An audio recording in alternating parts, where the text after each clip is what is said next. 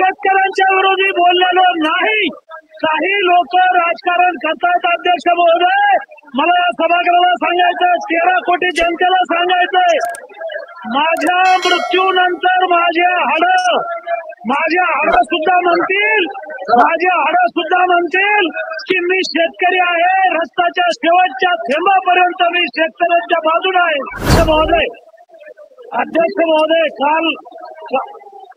महोदय, माझ्या हरकतीचा मुद्दा असा आहे की काल आणि आज 2 दिवस माझ्या नावाचा उल्लेख झालेला आहे, जे मी आयुष्यात कधी बोललो नाही. 40 वर्ष मी राजकारणामध्ये आहे. अध्यक्ष महोदय, सभागृहाला माहिती द्यायची आहे. अध्यक्ष महोदय, सभागृहाला माहिती द्यायची आहे. 13 कोटी जनतेचं हे सभागृह आहे.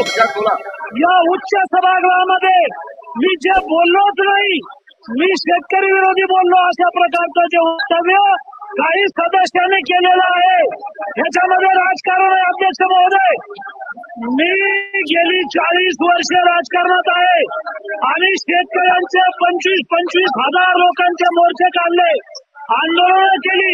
100 वर्ष, पुढची 100 वर्ष माझ्या रक्ताच्या शेवटच्या थेंबापर्यंत मी शेतकऱ्यांच्या बाजूने आहे.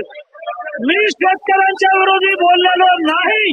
काही लोक राजकारण करतात. अध्यक्ष महोदय, मला या सभागृहाला सांगायचं, 13 कोटी जनतेला सांगायचंय, माझ्या मृत्यूनंतर माझे हाड सुद्धा म्हणतील की मी शेतकरी आहे. रस्त्याच्या शेवटच्या थेंबापर्यंत मी शेतकऱ्यांच्या बाजूने आहे. मी असं बोललेलो नाही. असं असलं तरी अध्यक्ष महोदय, महाराष्ट्रातल्या कुणाला जर असं वाटत असेल तर मी शेतकऱ्याची 1000 वेळा माफी मागेल. 1000 वेळा. मला शेतकऱ्याची माफी मागायला काही लाज नाहीये, पण यांची माफी मागणार नाही. याला राजकारण करायचंय. पिंपळाचं पान पडलं, हे लोक म्हणतात पिंपळाला जळालं, ह्याला राजकारण करायचं. अध्यक्ष महोदय, मी शेतकऱ्यासाठी 40 वर्ष लढलो. 25 वर्ष शेतकऱ्याने मला निवडून दिलेलं आहे. 293 वरती चर्चा सुरू करूया. आपलं म्हणणं सांगितलं लोणीकर साहेब, आपण आपलं म्हणणं मांडलं.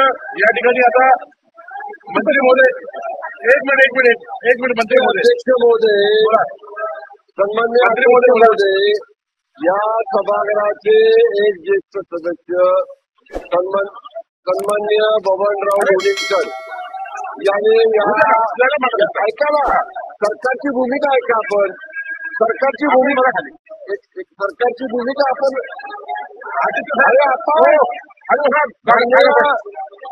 माननीय विरोधी पक्षाच्या सदस्यांना माझी विनंती आहे, आपण सरकारची भूमिका देखील समजावून घ्या. या ठिकाणी जे वर्तमानपत्रातनं, समाज माध्यमांमधनं या सदनाचे सदस्य सन्मान्य बबनराव लोणीकर साहेबांच्या बद्दलचं वक्तव्य आलं, जे दूरदृश्य किंवा टीव्हीच्या चॅनलच्या माध्यमातून सगळ्यांनी या ठिकाणी पाहिलं. आज त्यांनी या ठिकाणी त्याच्या बाबतीत त्याचा या ठिकाणी त्यांनी व्यक्तिगत सदस्य या सदनाचे म्हणून त्यांनी खुलासा केला की ऐका बसून बोलू नका, त्यांनी या ठिकाणी स्पष्ट सांगितलं की माझ्या मृत्यूनंतर माझ्या हाडांमध्ये सुद्धा शेतकऱ्यांचं या ठिकाणी नाव असलं जाईल. म्हणजे जो माणूस एवढ्या पोटतिडकीनं बोलतो आणि त्यांनी एवढं सांगितलं की जर अशा पद्धतीच्या माझ्या बोलण्यामुळे काही लोकांच्या भावना दुखावल्या असतील तर जे म्हणलं ना की अशा तुम्ही रेकॉर्ड करा, तर मी शेतकऱ्यांची एकदा नाही 100 वेळा माफी मागतो. ते बोलले स्वतः. कोण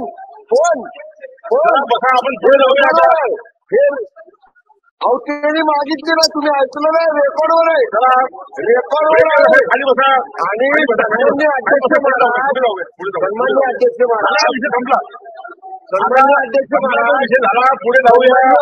महाराज त्यांची सुद्धा बाजू या ठिकाणी ऐकली पाहिजे. त्यांचा उद्देश शेतकऱ्याची अशा पद्धतीचा अपमान करण्याचा नव्हता.